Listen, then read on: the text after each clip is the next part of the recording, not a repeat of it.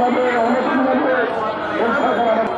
এই টাকায় যা হয় আমরা পেমেন্ট দেবে সকল শিক্ষকের ভাগ করে আমরা অর্ধেক বেতন নেবো, গত 3 টাকার অর্ধেক বেতন নিয়ে আপনারা সকল শিক্ষকের জন্য করে যান। আমরা ভাগ করে দেবো। আমাদের স্লোগান হলো আমরা একই সিলেবাসে একই বোর্ডে আমরা পবিত্র শিক্ষকরা সরকার একই করি। আমরা 15 বছর 20 বছর 25-30 বছর পর্যন্ত পাঠদান করে আসছি। বিশ্বের কোথাও কোনদিন নাই যে আমরা শ্রম দিব আমরা কর্ম করে আমাদের বেতন হবে না। আমাদের দেখা আমাদের দেখবার মতো এমন একজন মানুষ বাংলাদেশে নাই, কেন থাকবে না? আমরা মাননীয় শিক্ষামন্ত্রী মাননীয় প্রধান উপদেষ্টা মহোদয়কে অনুরোধ করবো আপনারা অনেক বিলম্বে আগামী 2-1 দিনের মধ্যে আপনারা যত ব্যবস্থা নেন আমাদেরকে বাঁচান। আমাদের অনেক শিক্ষক আন্দোলন করতে গিয়ে আপনারা জানেন স্টেজ করে মারা গিয়েছে। আমার বাবা মতো 3-4 জন শিক্ষক মারা গেছে রাজপথ থেকে। আমাদের হয়েছিল সেটা বাইরে প্রশ্ন করেছে, চেষ্টা করে সে সেখানে আমাদের আহত করেছে, আমাদেরকে রক্তাক্ত করেছে। আমরা রক্ত হতে চাই না, আমরা চাই শান্তিপূর্ণভাবে আমাদের গণমাধ্যমে আমাদের শিক্ষকদের দাবি আপনারা দিবেন, অন্যথায় আমাদের আত্মাহতি গিয়া সরল করে থাকবে না। আমরা ভয় বলবো নাহলে একটু করে ফিরবো। কেউ খাবে কেউ খাবে না, তা হবে না, তা হবে না। কেউ খাবে কেউ খাবে না, কেউ খাবে কেউ খাবে না।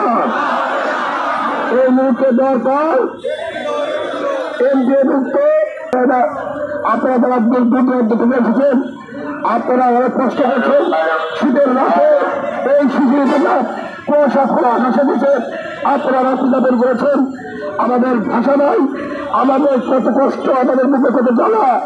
এই জ্বালার সাথে আমি একজন শিক্ষক হিসেবে, আমি একজন নেতা হিসেবে আপনাদের সহযোগী এবং আমরা আশা করবো আমরা 2-1 দিনের মধ্যে শিক্ষা উপদেষ্টার সাথে আবার আলাপ করবো। আমাদের আপনাদের অনুভূতির কথা, আপনাদের আকুতির কথা, আপনাদের বুকের কল্যাণের কথা আমরা বলবো ইনশাল্লাহ। আমার বিশ্বাস আমরা অনেক বিলম্বে এমপি নিয়ে করে দিব ইনশাল্লাহ।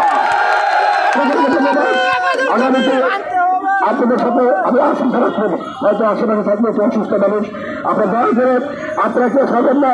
আপনাদের বন্ধু বান্ধব যারা কলিগ আছে সবাইকে ঢাকা আসতে পারেন। সবাই ঢাকা এসে আমাদের শক্তিকে আমাদের অবস্থানকে সরকারকে জানান দিতে হবে। এই প্রত্যাশা ব্যক্ত করে আমি বক্তব্য করতেছি। আসসালামু আলাইকুম। ধন্যবাদ। আজকের অনুষ্ঠানের সম্মানিত